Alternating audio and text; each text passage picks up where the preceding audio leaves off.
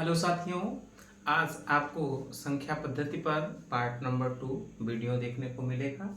S math classes पर आप लोग कृपया जुड़ें। देखिए, कल आप लोगों को बताया गया था अभाज्य संख्याएं। ठीक, अभाज्य संख्याएं बताया गया था, परिमेय संख्या, अपरिमेय संख्या भी। तो इसके आगे हम लोग थोड़ा सा बढ़ते हैं। आज हम लोग देखते हैं जोड़ घटाव पर आधारित प्रश्न।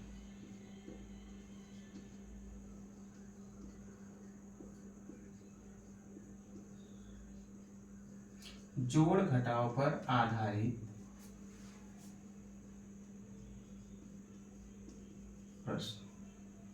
देखिए, जोड़ घटाव पर आधारित प्रश्न कैसे आपसे पूछे जाते हैं, किस तरीके के प्रश्न होते हैं, आज हम लोग इनकी चर्चा करते हैं। ठीक, जैसे पहला क्वेश्चन है 12,573 में से कौन सी छोटी संख्या घटा दी जाए। देखिए, पहला क्वेश्चन 12,573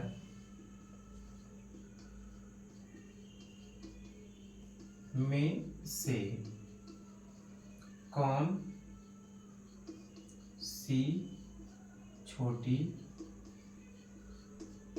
छोटी संख्या घटा दी जाए। कौन सी छोटी संख्या घटाई जाए या घटा दिया जाए।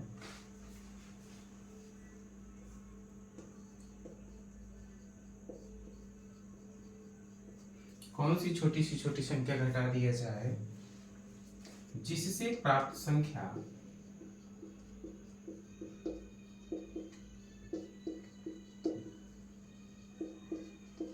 बासठ से विभाजित हो जाए।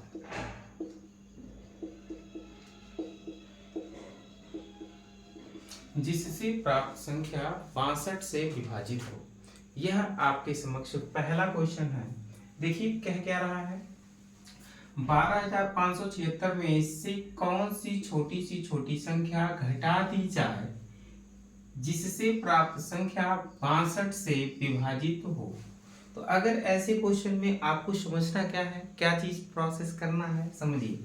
जैसे अगर हम आपसे कहें, सुनिए ध्यानपूर्वक, अगर हम कहें कि 17 में से कितना घटा दे कि वो 3 से पूर्णतः विभाजित हो।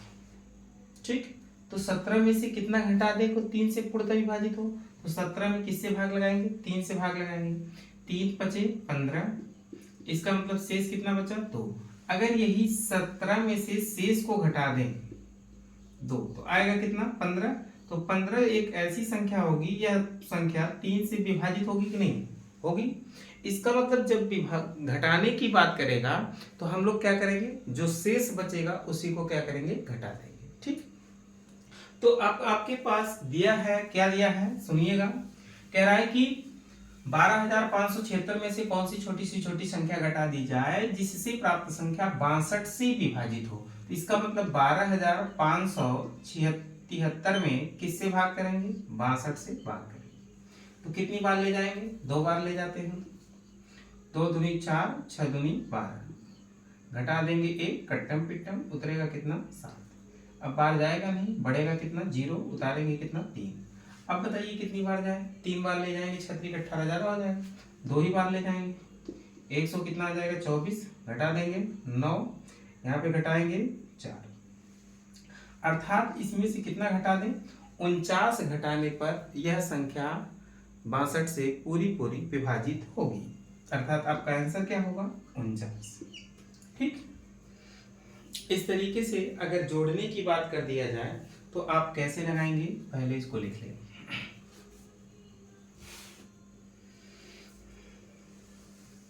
हो गया।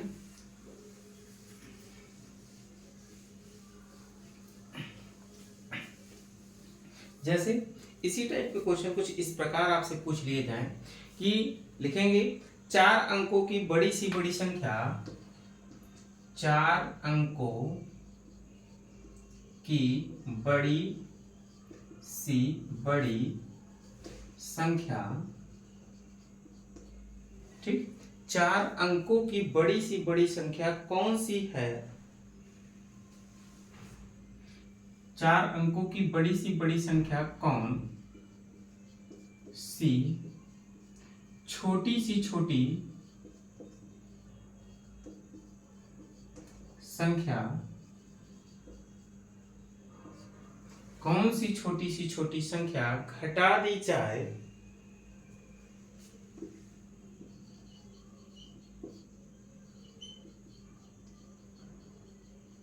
कौन सी छोटी संख्या घटा दी जाए कि जिससे प्राप्त संख्या 75 से विभाजित है।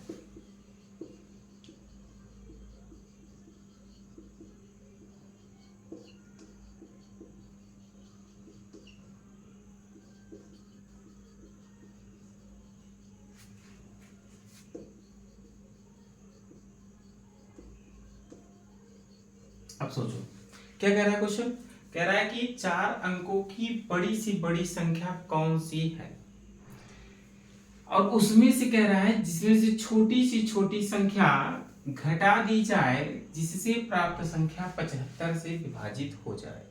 तो आपको करना क्या पड़ेगा, समझिए। कह रहा है कि आपके पास जो संख्या है वो चार अंकों की कैसी होनी चाहिए, बड़ी सी बड़ी होनी चाहिए। तो चार अंकों की बड़ी सी बड़ी संख्या कौन है, 4 ठो 9। अब ये किससे विभाजित होने के लिए बोला है, 75 से। इसका मतलब क्या करना है, 75 से इसमें हमको भाग लगा देना है। 75 का नाम कितना हो जाएगा, 75 बचेगा कितना, 4, यहाँ पर उतारेंगे 2, अब उतारेंगे कितना 9। अब कितनी बार जाएगा, 7 त्रिक 21, 3 बार जाएगा, 5 3 15, 7 त्रिक 21, 21 1 22, घटा देंगे कितना आ जाएगा 4, घटाएंगे कितना 2, कट्टम पिट्टम उतरेगा कितना 9। अब कितना बार ले जाएंगे, फिर 3 बार ले जाएंगे तो कितना हो जाएगा 225। अब घटा देंगे कितना 4, घटाएंगे कितना 4, ठीक, और कितना हो जाएगा 2, कट्टम पिट्टम। अर्थात अब ये सोचो कि यह 24 अगर नहीं होता तो संख्या हमारी क्या होती, 75 से पूर्णतः विभाजित होती। तो आपको संख्या बतानी है, तो इसका मतलब कि 9 में से हमको कितना माइनस करना है जी, 2 4 माइनस कर देंगे तो कितना हो जाएगा 5, और उसके बाद 7 9 9। यह चार अंक की सबसे बड़ी संख्या होगी जो 75 से क्या होगी, पूर्णतः विभाजित होगी। ठीक, आगे बढ़े।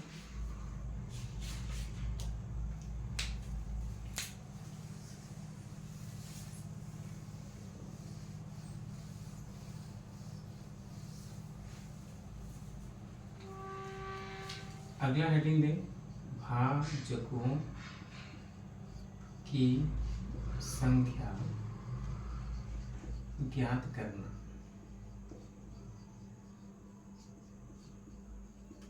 भाजकों की संख्या ज्ञात करना।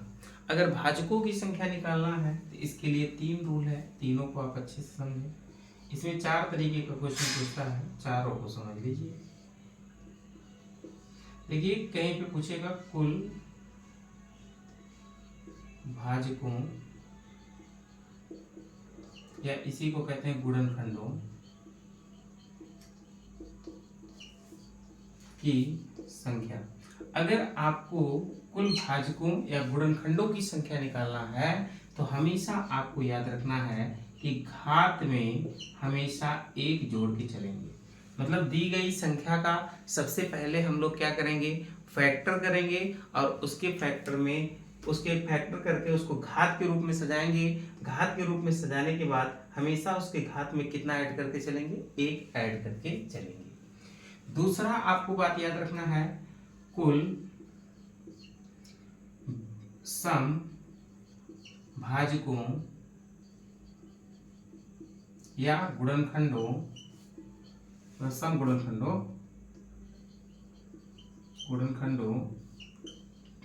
की संख्या।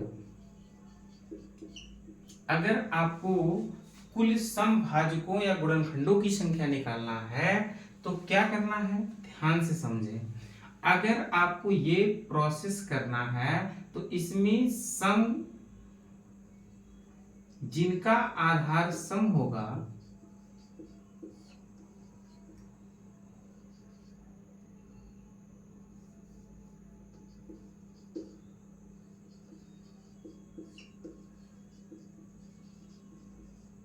जिनका आधार सम होगा, आधार वाले समझ रहे हैं, जैसे a की पावर b, ये क्या है, आधार है,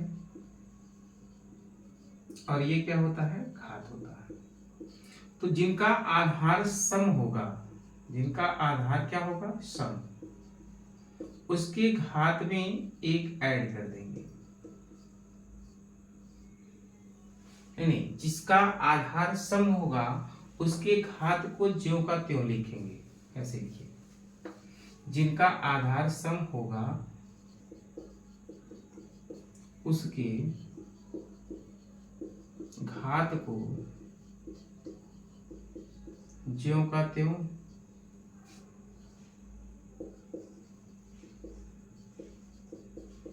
और विषम वाले आधार के घात में एक जोड़ के चलेंगे।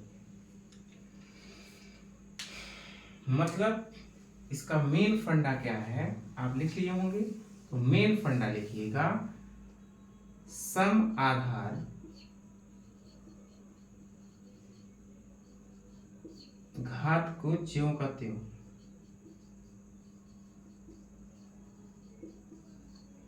और गुणे विषम आधार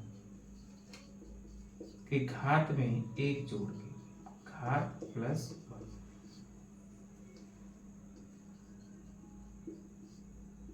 ठीक, मतलब जिनका आधार सम होगा उसके घात को ज्यों का त्यों लिखेंगे, जिनका आधार विषम होगा उसके घात में एक ऐड करके लिखेंगे। अगला होता है कुल विषम भाजकों या गुणनखंडों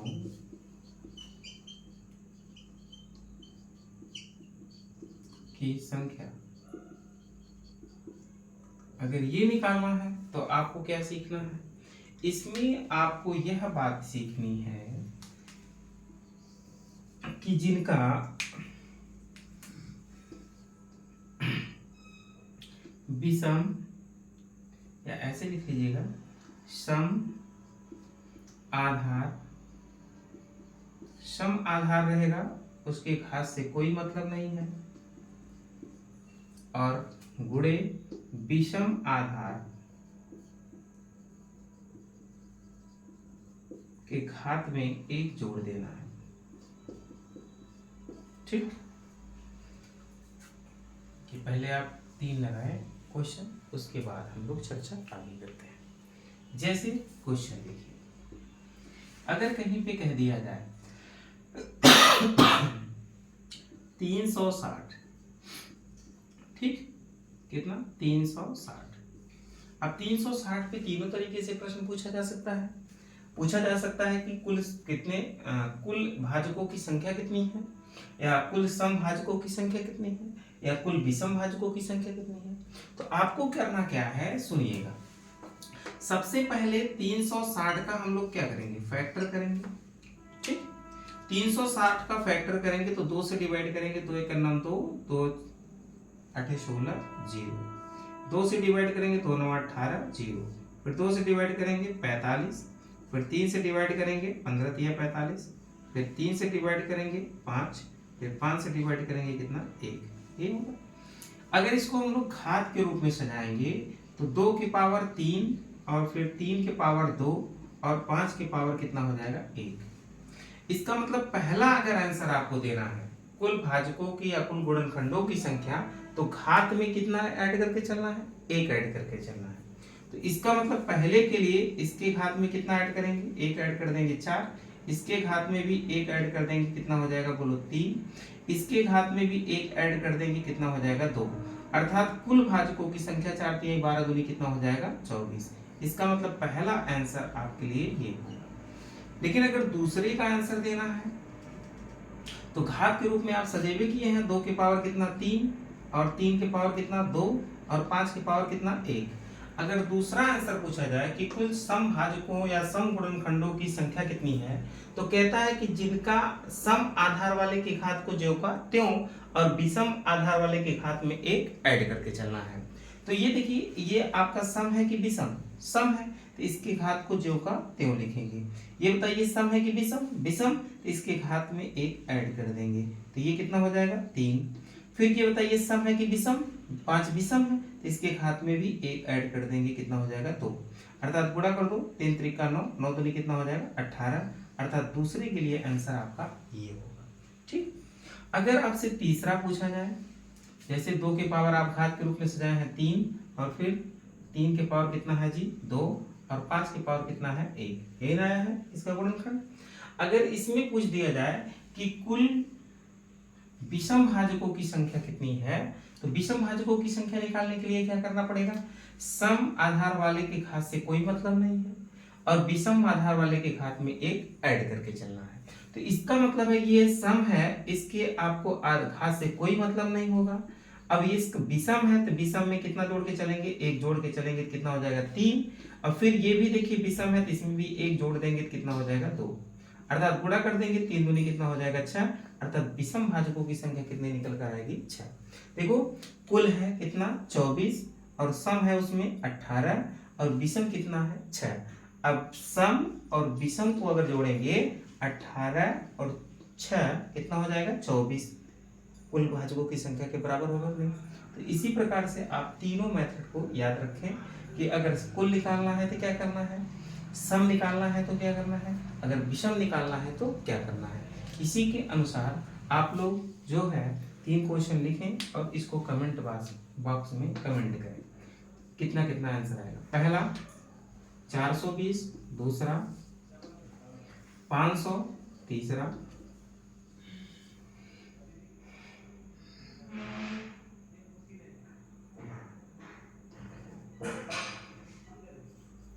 978। ये तीनों का आंसर आप लोग तीनों रूल से निकाल कर बताइएगा कि सम क्या है, कुल क्या है, विषम क्या है। ठीक,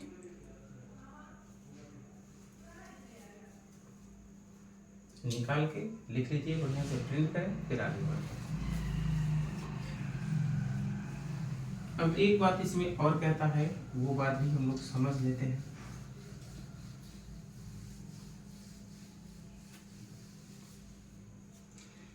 और आप बात पे क्या कहता है, चौथा बात क्या है कि कुल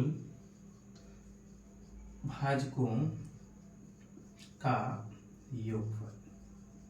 अगर आपसे कुल भाजकों का योगफल पूछा जाए, ठीक, योग, तो आपको क्या करना है, ध्यान पूर्वक एकदम समझिए कैसे कुल भाजकों का योगफल निकलेगा। ठीक, जैसे सुनिए ध्यान से, जैसे हम कह रहे हैं कि 100 के सभी भाजकों का योगफल ज्ञात कीजिए। क्या कहते हैं, बोलिए। 100 के सभी भाजकों या गुणनखंडों का योगफल ज्ञात कीजिए।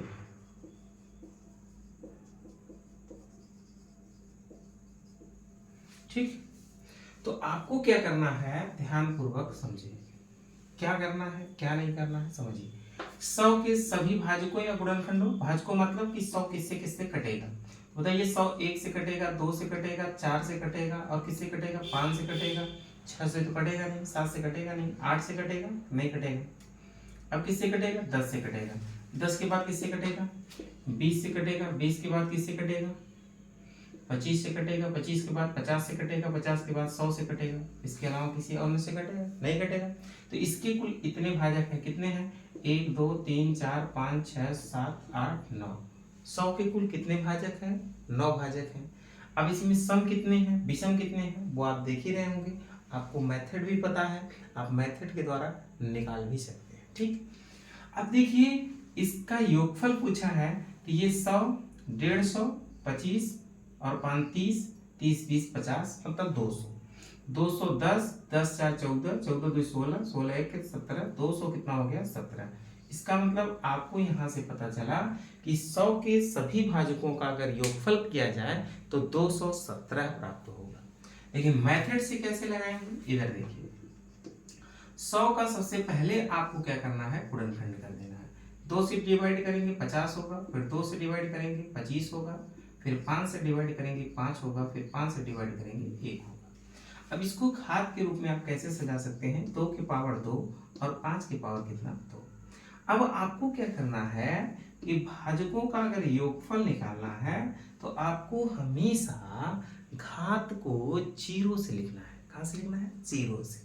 अब जीरो से लिखना स्टार्ट कैसे करते हैं हम लोग? जैसे 2 की पावर 2 है ना, तो 2 की पावर 0 प्लस 2 की पावर 1 प्लस 2 की पावर 2, 2 पे है तो खत्म वहीं पे। फिर अगला स्टार्ट करेंगे, 5 की पावर 0 प्लस 5 की पावर 1 प्लस 5 की पावर 2, इसका भी कहानी खत्म।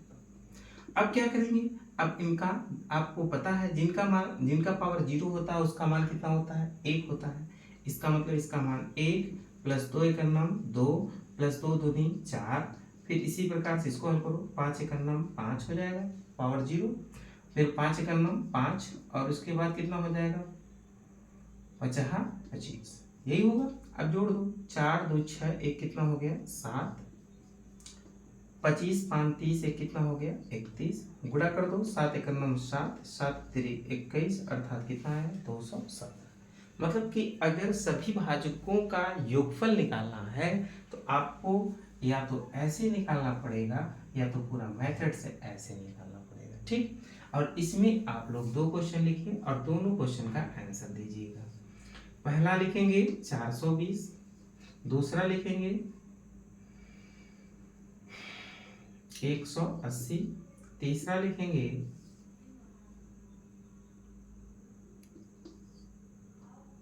2000। ठीक, इनका योगफल आपको लोग निकाल के बताइए। ठीक, फिर मिलते हैं आपसे नेक्स्ट वीडियो में। ओके।